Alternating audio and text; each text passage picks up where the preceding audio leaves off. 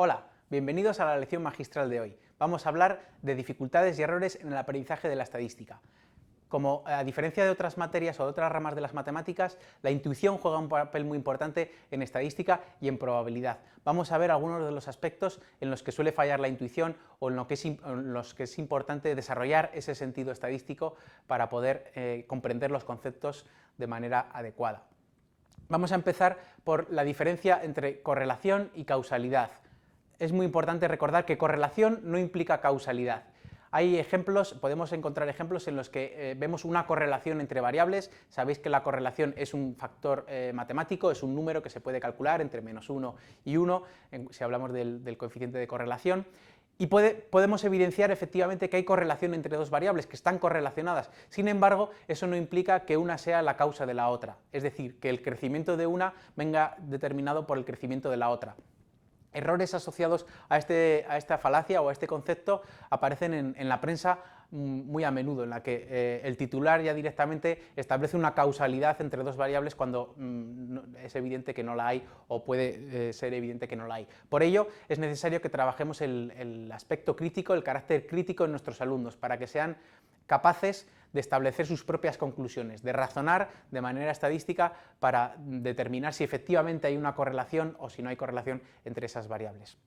Y por supuesto la causalidad. Un ejemplo muy gracioso pero muy visual es el siguiente. Este gráfico de puntos establece dos variables. Primero, el número de piratas. En el eje X tenemos el número de piratas a nivel mundial, los piratas de parche y de barco, y en el eje Y la temperatura global del planeta, la temperatura media global. Durante los últimos años, en los últimos siglos, la temperatura media global del planeta ha aumentado, sabéis, todo el mundo conoce el calentamiento global, por lo tanto la temperatura media global ha aumentado, ha crecido, y el número de piratas ha disminuido en los últimos años, pues por causas evidentes. Sin embargo, al realizar el gráfico podemos ver que hay una correlación, incluso correlación lineal, entre la temperatura del planeta y el número de piratas, pero es evidente que no hay ninguna causalidad, ¿no? La causa de que haya menos piratas en el mundo no es que haya subido la temperatura media del mundo. Es un gráfico que ilustra muy bien esta falacia falsa de que correlación implica causalidad.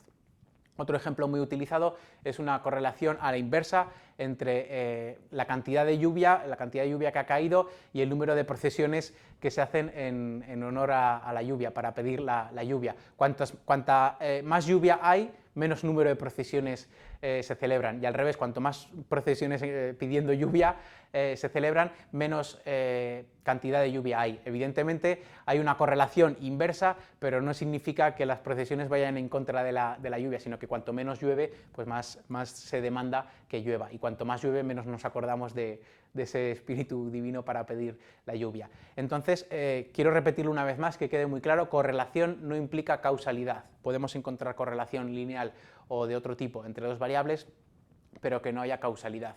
Esto se repite muchísimo en los titulares de la prensa del día a día. Y vamos a presentar ahora, vamos a ver una situación. Aquí tenemos una tabla de datos con los números de suspensos, aprobados, notables, etcétera, de los últimos años. De ahí tenemos un histórico de 5 años de distintos alumnos. Vamos a analizar estos datos en bruto, y vamos a ir extrayendo distintas conclusiones, para que veamos que a partir de los datos, a partir de una realidad que no se puede cambiar, que es inmutable, que está ahí, podemos establecer unas conclusiones o unas conclusiones que parecen totalmente opuestas, dependiendo de cómo interpretemos y cómo grafiquemos esos datos. Esto es importantísimo para desarrollar ese espíritu crítico que decíamos antes.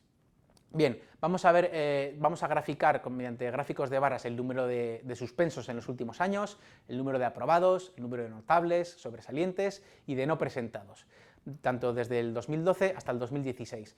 Vemos que en todas las diagramas de barras podemos observar, en algunos casos, como en la tercera son más evidentes que en otros, un crecimiento. Es decir, que en el 2012 había menos suspensos, también menos aprobados, menos notables, menos sobresalientes y menos presentados que en años sucesivos. En los años parece que conforme van pasando los años crece el número de todos, ¿no? Pero ¿cómo es esto posible? ¿Cómo es posible que cada vez haya más suspensos, más aprobados, más sobresalientes, más de todo?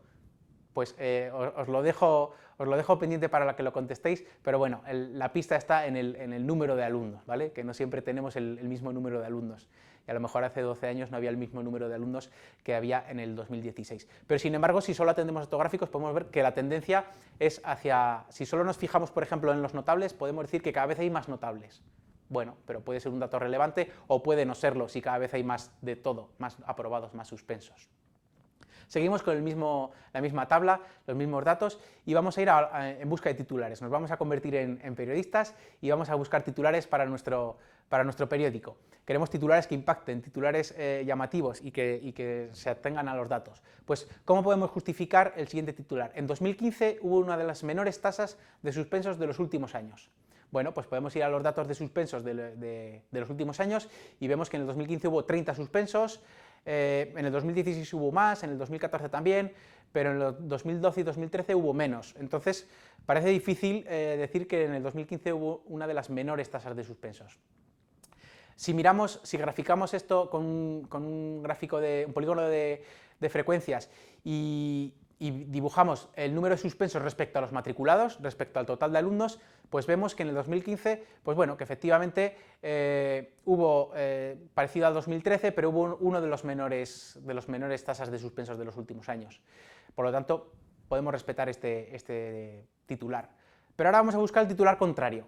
Con los mismos datos, insisto, en el 2015 hubo una de las mayores tasas de suspensos en los últimos años. ¿Cómo es posible, cómo vamos a defender esto si acabamos de ver que hubo una de las menores tasas de suspensos?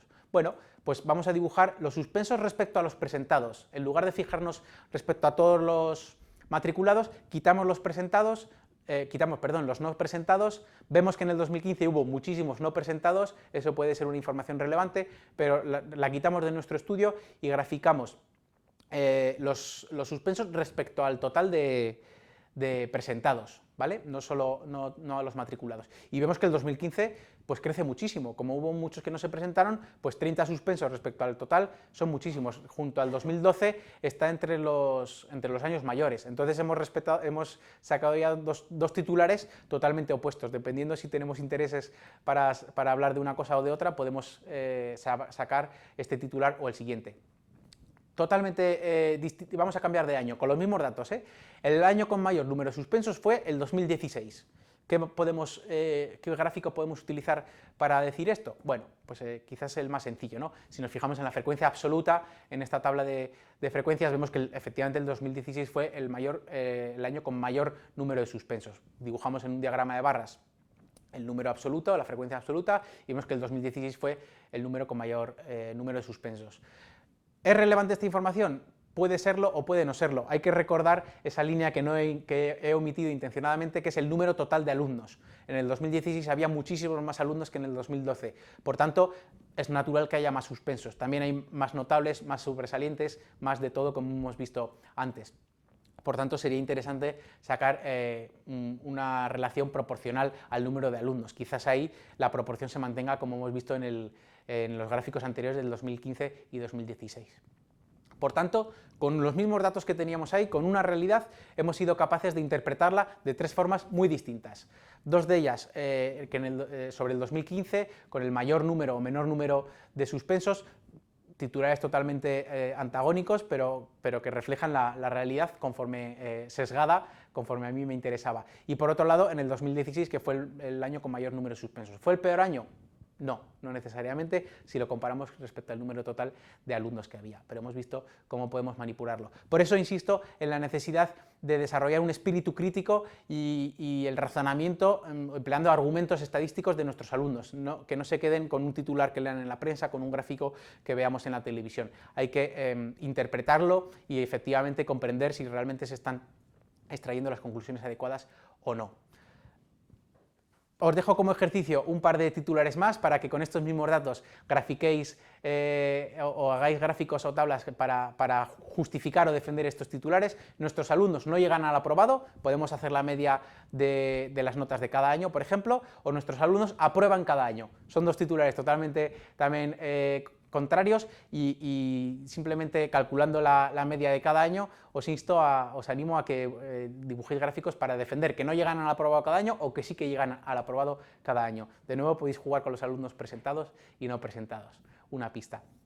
Para terminar, hemos visto en clase, en el temario, los distintos errores o dificultades que podemos encontrar con los gráficos estadísticos. Tenemos aquí un resumen de algunos de ellos, desde truncar escalas, distorsionar las gráficas, utilizar escalas logarítmicas, otro tipo de escalas para que la diferencia no sea tan grande, jugar con la perspectiva en los gráficos de 3 dimensiones, totalmente no recomendados porque la perspectiva nos puede engañar, utilizar distintos rangos en el eje X en los histogramas, lo cual dificulta muchísimo la comprensión, eliminar totalmente los ejes y la referencia, de manera que no vamos a poder saber si una variación es grande o pequeña, utilizar gráficos que no son adecuados a las variables, esto es importantísimo, saber qué gráficos puedo utilizar, con qué tipo de variables, cualitativas, cuantitativas, etcétera.